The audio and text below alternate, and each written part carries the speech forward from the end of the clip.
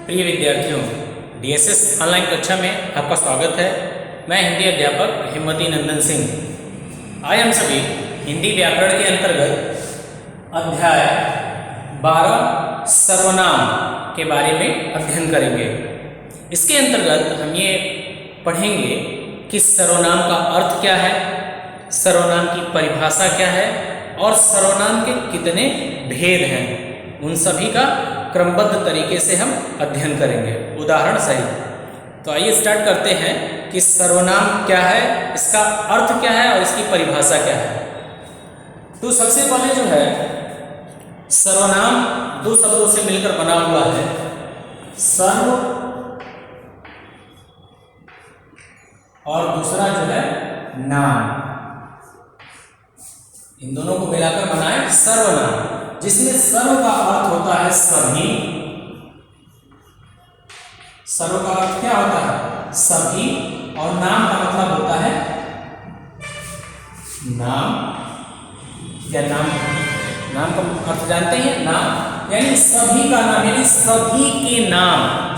अर्थात सभी के नाम के बदले, यहां हम यूं कह लें कि संज्ञा के बदले जिन शब्दों का प्रयोग करते हैं या उनके स्थान पर जिन शब्दों का हम प्रयोग करते हैं, ऐसे शब्दों को हम क्या कहते हैं? सर्वनाम कहते हैं। परिभाषा भी यही है। देखिए परिभाषा है, संज्ञा के स्थान पर प्रयुक्त होने वाले शब्दों को सर्वनाम कहते हैं। यानी ऐसे शब्द जो संज्ञा के बदले प्रयोग किए जाते हैं या संज्ञा के स्थान पर जिनका प्रयोग हम करते हैं, ऐसे शब्दों को क्या कहते हैं? संज्ञा कहते हैं। जैसे मान लीजिए कि राम पुस्तक पढ़ता है। अब इसमें संज्ञा क्या है? राम। अब हम संज्ञा के बदले जब कोई शब्द प्रयोग करेंगे, वह पुस्तक पढ़ता है। अब राम का नाम न लेकर हमने वहां लिख दिया कि वह पुस्तक पढ़ता है। जैसे मान लीजिए यहां लिखा कि राम पुस्तक पढ़ता है। अब इसमें जो है संज्ञा शब्द क्या हो गया? राम, ये संज्ञा है, ठीक है, पुस्तक भी है। अब यहां देखिए इसके बदले जो है अब हम प्रयोग कर रहे हैं कि वह पुस्तक पढ़ता है। तो राम के स्थान पर हमने क्या प्रयोग किया? वह। संज्ञा शब्द के संदर्भ में ये कहा जाता है कि अगर संज्ञा शब्दों का बार बार उसकी पुनरावृत्ति हो रही है, उसको दोहराया जा रहा है, तो वाक्य के सौंदर्य को कम कर देता है। जैसे अगर हम ये शब्द कहें कि राम ने राम के पिता के लिए एक वस्तु खरीद कर लाई या साइकिल खरीद कर लाई, तो राम ने राम के पिता के लिए। अब बार बार जो है राम राम जो संज्ञा है उसका प्रयोग करना कहीं ना कहीं वाक्य के सौंदर्य को कम कर रहा है।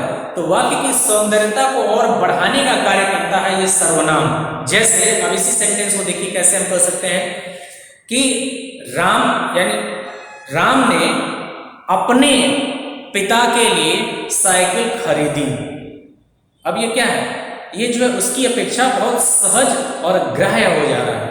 सहज और सरल शब्दों वाक्यों में ये अत्यंत ग्रहण योग्य हो जाता है और इसकी सुंदरता भी बढ़ जाती है, काव्य सौंदर्य भी, इसका वाक्य सौंदर्य भी बढ़ जा रहा है।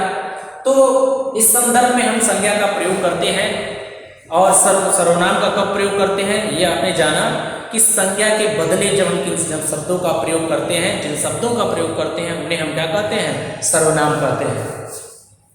अब जो है इसमें परिभाषा भी आपने यहां पे देखा कि सर्वनाम किसे कहते हैं?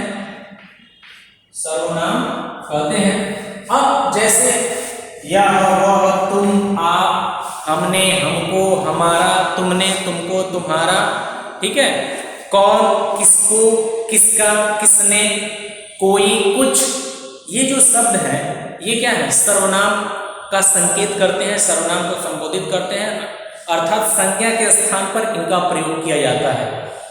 तो इन शब्दों के आधार पर कि किन वाक्यों में ये शब्द कैसे कैसे प्रयोग किए जाते हैं, उसके आधार पर जो है संज्ञा का विभाजन भी किया गया है, संज्ञा का वर्गीकरण भी किया गया है। अर्थात अब अगला जो हमारा बिंदु है वो है सर्वनाम के भेद। तो सर्वनाम के 6 भेद होते हैं, सर्वनाम के 6 भेद होते हैं, जिसमें पहला है पुरुषवाचक सर्वनाम। पुरुषवाचक सर्वनाम, निश्चयवाचक सर्वनाम, अनिश्चयवाचक सर्वनाम, उसके बाद से है प्रश्नवाचक सर्वनाम, उसके बाद संबंधवाचक सर्वनाम और अंतिम है निजवाचक सर्वनाम। तो ये थे संज्ञा के भेद, जिसमें हमने इसके 6 भेदों को देखा। अब जो है इसमें क्रमबद्ध तरीके से एक एक का उदाहरण सहित जो है हम इसको समझने का प्रयास करेंगे कि पुरुषवाचक सर्वनाम। अब इसमें भी देखिए पुरुषवाचक सर्वनाम को इसके 3 उपभेद हैं। एक होता है उत्तम पुरुष वाचक सर्वनाम, एक होता है मध्यम और तीसरा होता है अन्य। ठीक है, ये होता है। फिर उसके बाद निश्चयवाचक सर्वनाम, अनिश्चयवाचक सर्वनाम, प्रश्नवाचक सर्वनाम, संबंधवाचक सर्वनाम और निजवाचक सर्वनाम। अब जो है इसको हम क्रमबद्ध तरीके से एक एक की परिभाषा और उदाहरण को समझने का प्रयास करेंगे कि कैसे जो है पुरुषवाचक सर्वनाम, इसको क्यों पुरुषवाचक सर्वनाम कहा जाता है और इसके उपभेद कौन कौन से हैं, निश्चयवाचक सर्वनाम को निश्चयवाचक सर्वनाम क्यों कहा जाता है, और उदाहरण के साथ मैं उसे समझाने का प्रयास करूंगा। तो इसको ध्यान से देखिएगा। हाँ, अब जो है इसमें पहला है सर्वनाम के भेद के अंतर्गत पहला है पुरुषवाचक सर्वनाम। पुरुषवाचक सर्वनाम अर्थात बोलने वाले, सुनने वाले या जिसके विषय में बात हो रही है, अर्थात किसी तीसरे के बारे में, किसी अन्य के बारे में, ठीक है, उसके लिए जिस शब्दों का प्रयोग किया जाता है उसे हम क्या कहते हैं, पुरुषवाचक सर्वनाम कहते हैं। उसके लिए प्रयोग किए जाने वाले सर्वनाम जो शब्द होते हैं उसको हम कहते हैं पुरुषवाचक सर्वनाम। जैसे मैं, मुझे, तुम, तुमको, तुम्हारा, तुमने, ठीक है, वे, उसे, उनको, उन्होंने, ये जो है यानी संज्ञा के स्थान पर इन शब्दों का प्रयोग कर रहे हैं। अर्थात बोलने वाले जो बोल रहा है, जैसे जो करता है उसके संबंध में, या जो बोलने वाला है अपने सामने वाले के बारे में, दूसरे जो उसके सामने है उसके, यानी सुनने वाला जो है, जैसे मैं बोल रहा हूं और आप मेरी बात सुन रहे हैं, तो जो है मैं हो गया इसमें उत्तम पुरुष और मध्यम पुरुष जो मेरी बात सुन रहा है। अगर हम दोनों जो है किसी अन्य की बात करें जो यहाँ उपस्थित ना हो, उसके संबंध में बात करें तो वो आ जाएगा अन्य पुरुष में। ठीक है, अब देखिए पुरुषवाचक सर्वनाम बोलने वाले, सुनने वाले तथा जिसके विषय में बात होती है, अर्थात जो मौके पर ना हो, एक बोलने वाला हो, एक उसकी बात सुनने वाला हो, और कोई तीसरा, इसलिए मैंने यहाँ ब्रैकेट में लिखा है तीसरे, उनके लिए प्रयोग किए जाने वाले, ठीक है, इन तीनों के लिए प्रयोग किए जाने वाले जो सर्वनाम है उन्हें क्या कहते हैं, पुरुषवाचक सर्वनाम कहलाते हैं। प्रयोग किए जाने वाले सर्वनाम पुरुषवाचक सर्वनाम कहलाते हैं। जैसे मैं, मुझे, तुम, आप, वह, वे इत्यादि। अब देखिए, अब इसी आधार पर यानी बोलने वाले, सुनने वाले और जिसके विषय में बात हो रही हो, इन तीनों के आधार पर ही, यानी इन सबके आधार पर ही पुरुषवाचक सर्वनाम को 3 भागों में बांटा गया है, यानी इसका वर्गीकरण किया गया है। यहाँ देखिए, पहला जो है उत्तम पुरुष, दूसरा मध्यम पुरुष और तीसरा है अन्य पुरुष। उत्तम पुरुष अर्थात जो स्वयं करता हो, जो बोल रहा हो। मध्यम पुरुष जो सुनने वाला है, जो इसकी बात सुन रहा है, जैसे मैं बोल रहा हूं आप मेरी बात सुन रहे हैं, तो आप मध्यम पुरुष के अंतर्गत आ गए। और जो है अन्य पुरुष के अंतर्गत उनको रखा गया है जिनके संबंध में कोई बात करता हो, अर्थात बोलने वाला सुनने वाला जिसके संबंध में बात करते हो किसी अन्य तीसरे के बारे में। तो ये हो गया।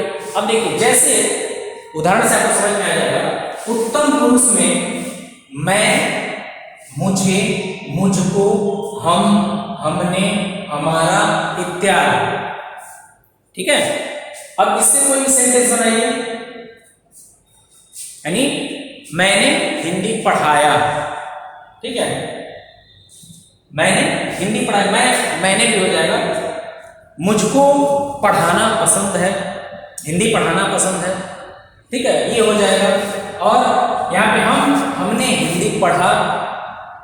ठीक है, हमें नियमित रूप से पढ़ना चाहिए।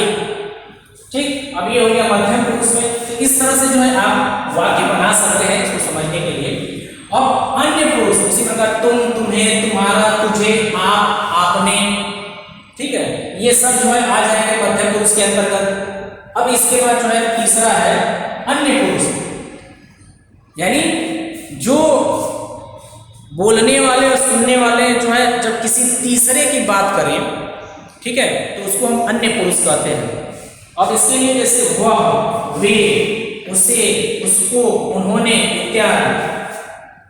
जैसे उन्होंने उस मैच को जीता, वे स्कूल पहुंच गए होंगे, वे इस समय पढ़ रहे होंगे। यानी वो यहां नहीं है, हम किसी तीसरे की बात कर रहे हैं।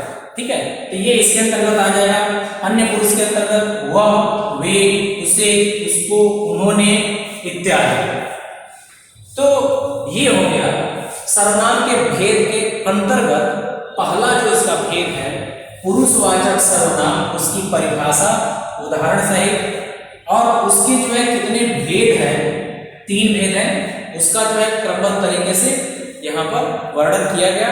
उम्मीद है आपको ये चीजें जो है समझ में आई होंगी। यदि इसके बाद भी पढ़ते समय, वीडियो देखते समय कोई दिक्कत आती है तो आप जो है फोन करके, व्हाट्सएप पे मैसेज करके निश्चित रूप से आप अपनी समस्या का समाधान कर सकते हैं।